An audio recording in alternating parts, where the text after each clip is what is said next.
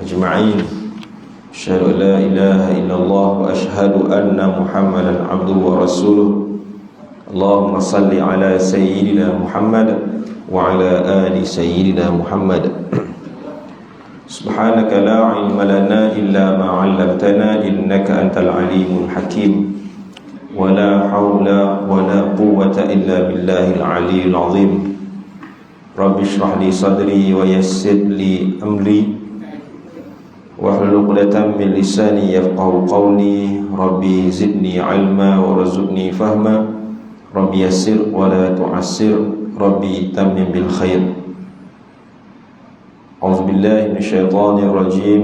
يا أيها الذين آمنوا اتقوا الله وقولوا قولا سديدا يصلح لكم أعمالكم ويغفر لكم ذنوبكم ومن يطع الله ورسوله فقد فاز فوزا عظيما. صدق الله العظيم. قال رسول الله صلى الله عليه وسلم اغدوا عالما أو متعلما أو مستمعا أو محبا ولا تكن الخامسة فتهلك. صدق رسول الله صلى الله عليه وسلم. Amma ba'd. Mulakan datang kuasa imam muazzin yang bertugas, pastinya di surau namanya sukarela. Rela dan paksa tak tahulah, terpaksa buat kot. Kalau tak ada siapa nak yang azan kan. Sebab apa kata begitu? Sebab biasanya di surau ni dia tak ada alarm. Tapi kalau surau bagi alarm tu bagus juga. Yang biasa ada alarm di masjid. Seterusnya hadirin hadirat muslimin muslimat yang dikasihi sekalian, alhamdulillah, syukur kepada Allah Subhanahu wa taala. Malam ni dapat kita berjumpa untuk kali yang keberapa kedua kot, ataupun yang ketiga. Yang kali pertama tu lama dah, tak silap saya lah Bila kali yang pertama itu sebab bulan lepas, bagi yang sempat hadir pada waktu itu, mengisi slot yang difahamkan hari Isnin ni ada satu yang hari yang mana tidak ada pengkuliahnya. Orang kata kadang-kadang tenaga pengajar, saya ni tak berapa minat nak menggelarkan diri sebagai pengajar kan. Pengajar ni macam nak mengajar tuan-tuan, tapi saya tidak berniat nak mengajar tuan-tuan, sebab tuan-tuan lebih alim lagi daripada saya. Tambah pula saya ingat saya datang surau ni, jemaah dia pula khususnya biasalah muslimat lah, semua berbuku belaka. Ada yang saya nampak dia jauh tu, dah tengah-tengah lah tu, banyak sangat ilmu lah tu yang dicatat lah. Ada juga yang lelaki-lelaki catat, catat tulis dengan pen, yang lain tu catat dalam otak terus. Tu kehebatan orang lelaki, bukan tuan-tuan je, termasuk saya sendiri. Tapi hari ni nak mencatat, tak payah guna buku pun tak apa, guna handphone dia catat-catat. Tak apa kalau catat, dia tengok handphone punya berbalas-balas WhatsApp, itu parah nama dia. Itu alangkah mulianya bila ada orang macam tu, dia boleh keluar dari surau lah, WhatsApp dah dekat luar. Sebab tu sebab dalam majlis ilmu ini, antara orang alim ataupun antara perkara yang dititik beratnya iaitu adab. Itu paling penting. Itu jugalah bukan sekadar yang menghadirkan diri sahaja di hadapan saya, bahkan menghadirkan diri juga di dua buah channel, TV11 dan TV12. Tak ada kan TV12 juga, sini ada kan? Tak tahulah Facebook mana. Mudah-mudahan rakaman ini hanya sekadar rakaman untuk simpanan juga tatapan secara live bagi orang sini, bukannya direkam untuk di-cut-cut, dipotong-potong kemudian dibuat satu yang cut penuh tak apa, sempurna tak ada, dia ambil sikit je kan. Jadi dia ambil sikit, lepas tu dia buat TikTok. Betul lagi kalau isu-isu yang kita kata yang panas kan, yang dia nak menaikkan rating sebagai seorang TikTok ataupun seorang YouTuber kan, dia nak jual dia punya benda tu, dia punya video dia tu kan. Saya tak kat sini lah orang lain lah insyaAllah. Apapun alhamdulillah, dalam edaran yang tuan-tuan terima melalui WhatsApp iklan tentang kehadiran saya malam ni, siapa yang menghadirkan diri kata Majlis Latif menempuh jalan, kata menghadirkan diri majlis ilmu ni dipermudahkan Allah ke syurga Allah. Mudah-mudahan. Terlalu banyak sangatlah hadis tentang kelebihan menuntut ilmu yang saya suka mulakan di mukadimah kuliah saya. Saya akan baca Al-Quran tadi itu satu, kemudian yang kedua hadis. Quran tu saya tak nak ulas panjang-panjang lah ayat tu dan hadis tu, sekadar kata orang tu pengetahuan kita saja, sebab kita ada benda lain yang saya nak cuba fokus seperti benda tajuk, iaitu keistimewaan umat Muhammad sallallahu alaihi wasallam. Ayat Quran yang saya baca, ya ayyuhallazina amanu taqullah, wahai orang-orang yang beriman, bertakwalah kepada Allah. Maka Allah mulakan dengan perkataan seruan kepada orang beriman, dia suruh kita bertakwa. Banyak kan kita dengar ayat tentang takwa ni. Jumaat setiap minggu tak baca imam tu di waktu khutbahnya, maka tak sah salat hari itu. Rukun seruan kepada orang beriman bertakwa. Termasuk dalam perkataan biasa kita, ittaqullah, tak kisahlah bahasa apa pun, bertakwalah kepada Allah Melayu. Aku ada pula bahasa resmi dia dalam rumah Jawa, silalah, tak ada masalah. Yang penting ajak kepada takwa kepada Allah. Wa qulu qawlan sadida, dan berbicaralah kamu dengan perkataan yang baik, yang benar. Dia suruh kepada orang bertakwa cakap benda elok-elok kan. Jangan cakap merapu kan. Itu peringatan untuk saya lah, khususnya menyampaikan ni. Dengan perkara tersebut, amalan perbuatan tersebut, ya, Allah kata yuslih lakum a'malakum, mudah-mudahan dia boleh memperbaiki amalan kamu. Apa maksud baiki? Mana yang kurang kita cantikkanlah kan. Ni bulan hijrah selalu sebut perubahan diri kita. Ataupun yang tak ada kita adakan, kan? Bukan sengaja mengada-ngadakan, maknanya upgrade amalan kita. Tambahlah. Kalau dah bincang dalam ilmu macam-macam kita dengar tu, apa yang ustaz nasihat tu cuba buat. Daripada 10 buat 1 pun jadilah. Sebagai permulaan lah. Betul 2, 3 kalau ada 10 yang dia bagi. Okay. Bukan sengaja dengan perbuatan percakapan kita itu yang baik-baik ini boleh menambah amalan. Bahkan yang lebih penting, besar daripada itu lagi, Allah kata wa yaghfir lakum dzunubakum, moga-moga Allah akan mengampunkan dosa-dosa kamu.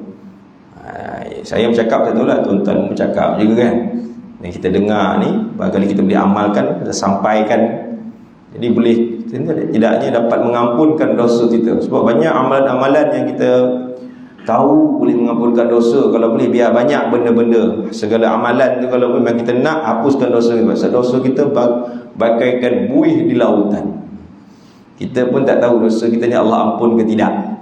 Ya na'udzubillah lah, tak jauh lah Allah ampunkanlah dosa kita kan. Adalah tanda-tanda orang yang dosa diampun. Dosa besar mudah-mudahan Allah lindungi kita. Kalau pernah buat dulu, kita taubat nasuha, tak ulangi dah, azam tak nak buat. Yang tang dosa kecil ni, walaupun ada dosa besar yang kadang-kadang kita rasa dia dah dosa kecil, khususnya dosa yang datang daripada hati. Tuan-tuan, kalau kita buat satu amalan, tunjuk-tunjuk ke orang kan, bagi riak kan. Riak, okey lah, orang boleh perasan dia tu tunjuk tu kan. Dia bagi derma 100,000 untuk pembinaan surah Al-Ikhwan contohnya lah kan. Kalau boleh ada mock-up check, dia kata tampal kat dinding, bukan sinilah orang lain kan. Contoh lah, kita rasa ni rasa macam nak beritahu dia banyak duit ni kan. Tak apalah orang tahu kan, dia riak orang tahu kan. Ini yang dia tak tahu. Orang lain tak, orang tak tahu, tapi dia sendiri tahu. Dia perasan. Orang tak kata apa pun kan. Yang boleh mujuk, itu bahaya, dosa besar. Maka sebab itu kita nak hakiskan dosa-dosa hati ni kan, sikit demi sikit sehingga hilanglah yang disebut sebagai dosa-dosa yang datang daripada sifat-sifat mazmumah, sifat yang tercela. Wa may yuti'illah wa rasulahu, dan siapa yang taat kepada Allah Subhanahu wa taala. Tengok cantik Allah susun ayat tu, dia seru kita beriman, dia suruh kita cakap benda yang elok. Dengan benda tersebut boleh kita tambah amalan, kemudian diampunkan dosa. Dan Allah sambung pada ayat berikutnya, dan siapa yang taat kepada Allah dan Rasul. Dia punya poin besar dia taat kepada Allah dan Rasul, sebab segala-galanya ada di situ. Faqad faza fawzan azima, maka sesungguhnya dia mendapat mendapat kejayaan dengan kejayaan yang seagung-agungnya. Berjaya dia. Dunia berjaya, dalam kubur dia berjaya, barzakh dia berjaya, apalagi di akhirat berjaya dia. Kemudian dipilih untuk syurga Allah Subhanahu wa taala. Ini Allah kata. Kemudian saya baca hadis urdu aliman, seruan kepada salah satu fadilat dalam hadis tentang kelebihan menuntut ilmu.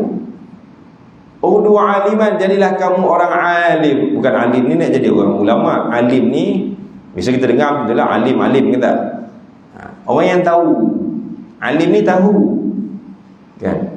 Ataupun ada sebut baik lain, kun aliman, jadilah kamu orang yang tahu ataupun berpengetahuan. Nabi, bila kita dengar hadis Nabi tak sefokus kata jadi alim tu alim lebih kepada urusan dunia. Tak. Nabi lebih tumpu kepada perasaan para ulama pun membicarakan hadis ni, jadi kamu alim tentang hal-hal agama. Sebab kita di dunia ni selalu disebut tempat tinggal dia kan. Tempat tinggal ke kita dunia ni? Ya, dunia tempat meninggal kan. Akhirat ataupun syurga tempat kita tinggal. Jadi masa ni kita meninggal, sebelum meninggalkan dunia, cari ilmu agama supaya kamu dapat menguruskan hal-hal agama, khususnya hal-hal ibadah dengan cara sempurna. Nabi kata yang kedua, au muta'alliman, orang ataupun orang yang belajar. Alhamdulillah kita duduklah tu kan, nak jadi orang alim pun ada, belajar pun ada. Yang kedua, ataupun au mustami'an, orang yang mendengar majlis ilmu pun ada juga. Tapi ada setengah orang tu dengar je, tapi masuk telinga kanan, keluar telinga kiri. Kita nak kalau boleh dengar dan beramal, itu paling penting. Au muhibban, yang keempat ataupun orang suka majlis ilmu. Suka majlis ilmu, walaupun dia datang tu, apa yang ustaz cakap tu dia tak apa-apa nak faham. Kan betul. Saya kadang-kadang di depan ni perasan ya, tuan-tuan faham ni, rupanya banyak yang tak faham punya kan. Contohlah kan. Kadang-kadang saya bercakap pun saya pun tak faham apa saya cakap. Contoh lagi parah kan. Okay, 4 orang kategori kumpulan yang Nabi suruh jadi. Tak dapat 4 setidak-tidaknya 1. Tapi Nabi kata yang bimbangnya, wala takun al-khamisah, jangan kamu jadi yang kelima. Fatah lika, Nabi tak sebut siapa yang kelima tu. Agak-agak siapa yang kelima tu Nabi tak sebut. Iaitu yang kelima itu adalah orang yang tak ada 4 ataupun 1 daripada 4 yang disebutkan tadi. Tak ada tu. Nak suruh menjadi orang alim pun tak nak orang tahu, tak nak suruh belajar pun tak nak, mendengar majlis ilmu pun tak nak, suka majlis ilmu pun tidak. Maka Nabi kata fatah lika, maka binasalah dia. Alhamdulillah, kita dah berada dalam suatu tempat yang cukup mulia. Mungkin hari dulu kita tak macam ni, tapi hari ni kita dapat di sini ke istiqamah lah kita terus berada dalam majlis-majlis ilmu. Tuan-tuan puan-puan mati Allah Subhanahu wa taala, kehadiran saya yang lepas, okey, tajuknya benda lah. Okey, tengok baca balik, dah tua-tua dah ni, lupa pula kan. Tua dah kan, terasa dah tua sebab banyaklah lupa. Nasihat daripada kekasih Allah. Okey, nasihat daripada Nabi lah. Tak ingat apa cerita dia, barangkali boleh tengok lah sebelum ni. Di kali ni saya nak bawa kitab terus kan. Kalaupun sekali kitab ni banyak cerita dia, mana yang sempat kita baca lah kan. Saya pun kata orang tu baca yang daripada awal lah kan. Kalau ada rezeki sambung-sambung kan. Di mana kitab ini nama dia dalam bahasa Arab Syaraf Al-Ummatal Muhammadiyah, yang diterjemahkan melalui iklan kita itulah keistimewaan umat Muhammad sallallahu alaihi wasallam. Kitab ni kitab Arab asalnya, tapi dah diterjemahkan pada 1426 Hijri yang lalu, tahun dah tu 18 tahun kan. Ya, oleh rakan-rakan saya di Jabatan Mufti Negeri Sembilan. Ya. Siapa yang tulis kitab ni? Kitab ni ditulis oleh salah seorang ulama Saudi. Jangan pelik pula Saudi kan.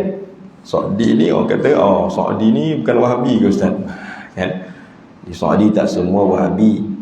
Ada juga yang bermazhab kan. Walaupun ada kita dengar kan, Imam Masjid Haram salah seorang dia menyokong kan, menyokong perjuangan Muhammad Abdul Wahab lah, mungkin salah satu daripada perjuangan dia lah kan, iaitu menentang amalan-amalan khurafat. Satu, kadang-kadang ada yang difahamkan ada benda-benda yang tak ada pada Nabi, ditolak oleh Syekh Muhammad Abdul Wahab ni lah. Ya, tak apalah tak bincang yang tu. Tapi ulama yang berada di Saudi, di Mekah ini, dengan namanya dari tulis kitab ni, iaitu Dr. Said Muhammad bin Alawi Al-Maliki. Al-Maliki itu dia bermazhab Malik ya. Doktor ni kira istilah zaman sekarang lah tu, zaman moden ada doktor. Kalau kita tak namakan doktor, barangkali syaikh lah ya. Dia selalu dikenal ulama besar ni syaikh. Yang dia beroleh doktor ni, dia belajar di Mesir. Mesir ni memang pure lah ahli sunnah wal jamaah. Maknanya PhD nya di Mesir. Syekh Muhammad Alawi ni dia dah meninggal lah pada 2004. Dia ni taklah lama mana pun hidup, tuan-tuan kira sendirilah, lahir tahun 44, meninggal 64, meninggal 24, 2004. Maknanya 2004 tolak dengan 44, 60 tahun, lebih kurang usia Nabi jugalah kan. Dia boleh baca dalam buku ni, tak ada dia punya biografi dia. Tuan-tuan boleh baca, boleh cari Google dekat Wikipedia. Okay? Banyak kitab yang dikarangnya ya, termasuklah kitab ini, kitab yang ada sebenarnya ni jilid yang pertama, tapi ada jilid yang kedua yang diterjemahkan oleh Jabatan Mufti.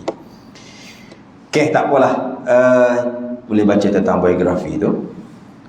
Cuma ada sedikit pengalaman saya nak cerita. Kita cuba juga masuklah sebab masa pun cepat sangat isyak lah. Sedikit pengalaman yang saya baru lalui kira 3 minggu lepas. Saya bertemu Syekh ni, ramai anak murid dia serata dunia ya. Jadi di Malaysia ni tak ada yang terkenal lah, melainkan belajar kepada anaknya pula ya. Ada beberapa orang anak dia, dia dalam kelompok habaib lah, Habib ya. Syekh Muhammad ni terkenal di Mekah tu dengan amalan selain daripada mengajar di Masjid Haram. Saya pernah pergi haji di Madinah kan, ada mengajar-mengajar kan. Masjid Haram biasa kita nampak kumpulan tu, kumpulan ni. Maksudlah kuliah orang Malaysia pun ada, khususnya daripada orang alim daripada Fatani kan, dah lama duduk dekat Bukit Ajian mengajar kan, dapat kerakyatan, mualat dia panggil kan, duduk kat situ. Jadi Syekh Muhammad Alawi Al-Makki ni daripada ayah dia dulu mengajar Haram dengan habaib lah, dia terkenal. Di antara diceritakan kemerduan suaranya, mengalunkan qasidah-qasidah yang kita dengar, qasidah-qasidah macam-macam daripada Habib Syekh tu. Walaupun kita kata mungkin dekat dengan suasana amalan Yaman, tak juga. Sebenarnya di Saudi juga banyak qasidah-qasidah itu. Cuma kita bila pergi Saudi, kita gambar Mekah, Madinah kan. Jadi saya pergi satu tempat yang mana seorang anak muridnya yang berusia 67 tahun sekarang ini, yang telah membuka sebuah sekolah. Kita bagi sini sekolah lah. Sekolah tu kalau ini madrasah kan. Kalau dalam bahasa Arab madrasah, tapi istilah di tempat itu dipanggil sebagai pondok. Pondok Malaysia pun ada, tapi kita tahu tambah lagi satu perkataan, dia panggil pesantren. Namanya pun kita tahu. Disebut pondok pesantren ni tak ada kat Malaysia pesantren ni. Yang banyak lah, ada tapi tak banyak. Ya, maknanya keberadaannya itu di Indonesia. Saya jumpa dengan seorang kiai syekh ni yang mengaji dengan Syekh Muhammad Alawi ni selama 12 tahun di Mekah. Tuan-tuan, kita kalau ambil daripada diploma, bawa ke ijazah, bawa ke master, bawa ke PhD, biasa lebih kurang tu lah rasanya kan. Saya rasa lah, saya kira diploma 2 tahun. Sekali-sekala jumpa juga ada diploma yang 3 tahun, ijazah 4 tahun, 6 tahun, master tak ikutlah, ada yang ambil 2 tahun, 1,5. PhD pun lebih kurang begitu kan, lebih kurang 10 tahun lah kan.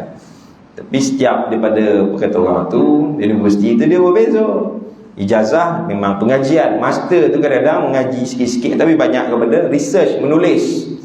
Begitu juga PhD, menulis. Maka dah dapatlah dia satu sebelum gelaran Bila nampak PhD adalah tentu lahirnya doktor kan. Itu setengah universiti. Tapi kalau di Al-Azhar lain, mengaji dan terus mengaji, mencari kitab-kitab lagi ya. Kalau di Malaysia ni lain pula cara master dan cara PhD dia. Kau buat research ke kan apa semua sebagai dapatlah. Okey, nak buat short pun boleh tak? Nak buat short di Mesir tak? Di negara Arab tak? 4 tahun lah master kan. 6 tahun lah PhD gitu ya. Walaupun kita melihat ada kalangan siapa-siapa yang tahu ambil master kadang-kadang tak habis juga, bertahun-tahun tak habis tak? PhD pun begitu, bertahun-tahun tak habis. Baik.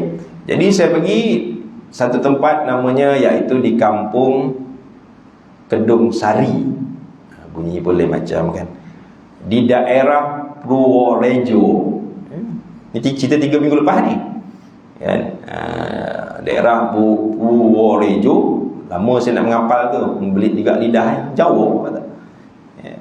Di negeri je Yogyakarta.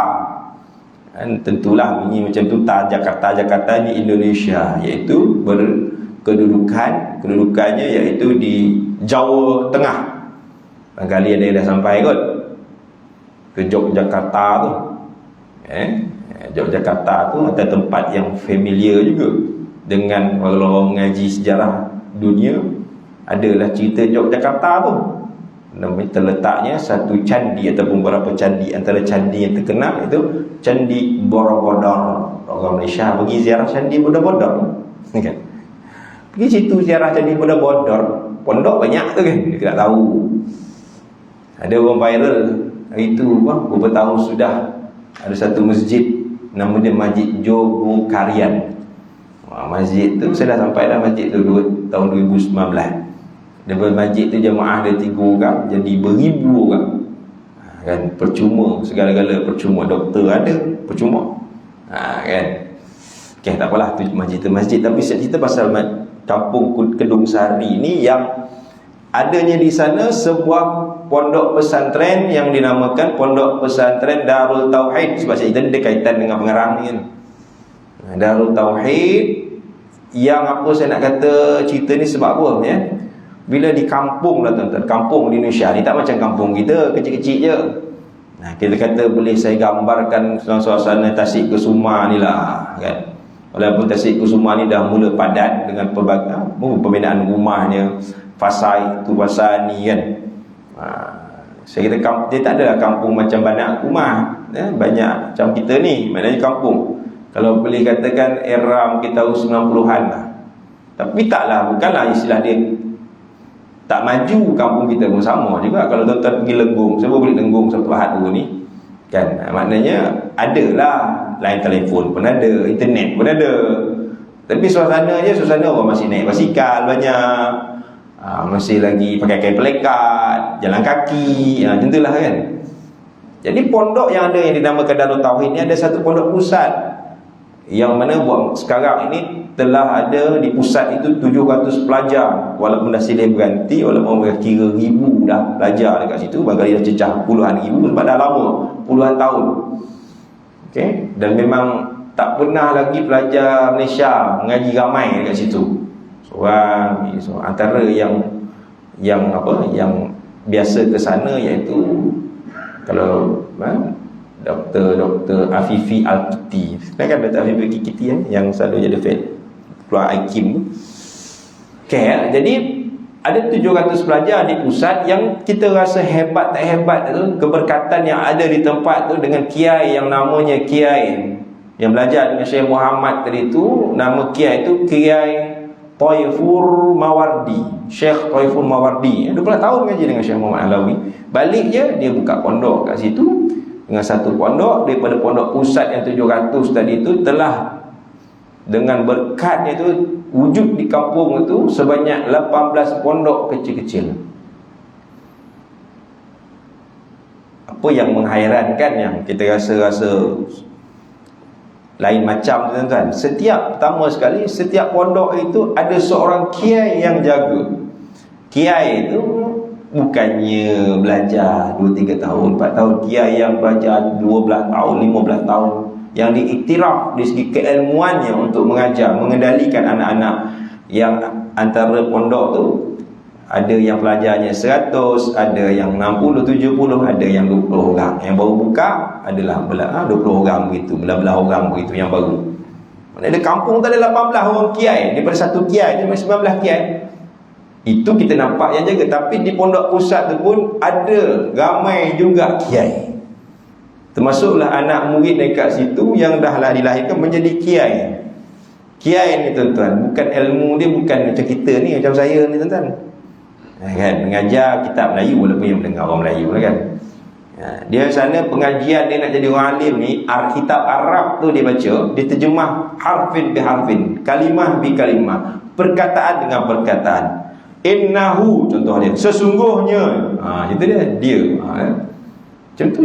Satu-satu dia terjemahkan daripada Arab, tapi bukan dia terjemah dalam bahasa Melayu, dalam bahasa Jawa. Kan, so kita pelik. Yang keduanya, apa yang menarik bila sebut, ialah kita kata majlis ilmu tuan-tuan. Kita ni majlis ilmu maghrib je, lebih sikit kuliah subuh, lebih lagi sikit ada duha, biasa orang muslimat. Tapi nak cerita je, pukul 8 start mengaji sampai pukul 10, berhenti rehat setengah jam, pukul 11 sampai 11 tu kira nak zuhur lah kan. Zuhur kejap, lepas tu sambung lepas zuhur sampai ke asar, berhenti asar sambung, rehat kejap lah, buat khidmat apa, sambung malam sampai pukul 11 malam, 12 malam. Begitulah rutinnya, tak ada cuti. Yang mengaji tu bukan boleh mengaji kau 2 tahun balik jadi alim tak, jadi kiai tak. Yang mengaji tu maksimum 5, membawa ke 10 tahun. Lepas tu nak sambung Yaman ke, nak sambung Mesir ke. Tapi cerita tak berhenti yang 24 jam. Maknanya tak ada isu benda-benda lara ni lah tuan-tuan. Tapi ada lah orang macam biasa. Ada jugalah yang pakai seluar pendek tu, ada biasa kan. Tak semua nak mengaji pun dalam tempat tu. Dia ada bandar jarak 3 ke 4 kilo bandar. Bandar pun, bandar Purworejo tu besar bandar dia, kota dia. Ada je yang tak pakai tudung semua ada. Tapi menarik di situ tak ada lah. Kalau Jakarta tu ramai orang kata mengemis, di situ tak ada mengemis. Memang hidup itu orang yang saling menghormati, santun. Polis pun 2 hari saya tu tak jumpa polis. Kan? Yang ketiganya, bila saya cerita sembang-sembang dengan Pak Kiai kat situ, macam mana Covid kat sini, pengajian diteruskan, dia kata. Masya Allah, tak keluar mana, semua dalam tu je kan. Kemudian kita dah jumpa budak 8 tahun mengaji. Tanya, budak tu jalan, kata, bahasa Indonesia orang pandai tak, Malaysia pandai, Jawa tu bahasa rasmi dia lah, tapi bahasa harian dia lah, cakap dia bahasa Indonesia. Tanya, nak mari sini, ngapa tak pakai masker? Dia pun pelik je. Masker, dia kata, ni macam saya ni masker. Dia pun enggak ada pak. Enggak ada. Tak ada, dia kata. Tahu tak Covid? Covid enggak tahu pak, dia kata. Tak tahu Covid. Bukan tak ada tu. Saya tanya Pak Kiai, macam mana ke sini? Dia kata, sini alhamdulillah terpelihara daripada Covid, dia kata. Tak ada Covid. Allah jaga tempatnya tu tuan-tuan. Ini nak cerita ni kan. Kita sampai sekarang semua takut lagi, semua pakai mask lagi. Semua pakai mask lagi dah. Takut sangat mati je lah. Mati ni tak ada Covid pun mati juga. Langkah macam jaga-jaga. Memang tu ke SOP. Sekarang SOP tak ada keluar apa-apa kan. Boleh pakai kot, tak boleh pakai, ikut je lah apa yang ada. Rasa sihat datanglah keluar. Tak sihat duduk rumah diam-diam macam tu je lah kan. Tak ada siapa nak marah, kau tak pakai mask keluar. Tak ada dah kan. Kita tahu itu cerita. Tapi barakah tempat ilmu tuan-tuan. Jadi tuan-tuan, bila sebut, saya teringat ayat Quran, baldatun thayyibatun wa rabbun ghafur. Huraian para ulama itu bukan menyatakan negeri itu bukan negeri yang besar, bahkan kawasan setempat. Kita mudah-mudahan dekat sini mendapat pengampunan daripada Allah dan juga negeri yang baik. Satu lagi tambahan lah kan, sebelum berhenti kita pasal pengalaman tu. Okay, tempat pengajian tu, ya, kita pun kadang-kadang antara benda-benda yang dititik beratkan, iaitu kita kata soal-soal apa sajalah keikhlasan lah kan. Bila sebut ikhlas ni tuan-tuan, anak dekat situ belajar tak boleh bayar. Nak makan macam mana? Makan, tetap makan. Dan gurunya tak bergaji tuan-tuan. Masya Allah. Semua adalah hasil daripada sumbangan orang ramai kan. Ada orang yang tak sempat mengaji, dia rasa dia ada faham agama, dia nak infak untuk, dia pergilah infak kan. Macam itulah keadaan rutinnya kan. Insya-Allah. Saya yang rasa takjub juga satu lagi, Pak Kiai yang umur 67 tahun tu, dia mengajar anak-anak remaja yang dah mahir-mahir ni. Dipanggil kita ke depan duduk kan. Lepas tu dah habis yang anak-anak remaja ni yang dah pandai-pandai ni macam, ada pula grup yang baru masuk 2-3 bulan. Mengajar pengajian dia belajar tu iaitu Arab terjemah Jawa dibuat dalam bentuk nasyid lah kan. Kitab dia kitab adab tuan-tuan. Adab dengan guru, adab dengan mak bapak, adab dengan ilmu, adab dengan semua adab. Budak tu qasidah ya. Bila qasidah, Pak Kiai umur Haji Taifur ni, Pak Kiai Taifur ni, umur 67 dah duduk mengajar. Ada dalam sekitar 50 orang.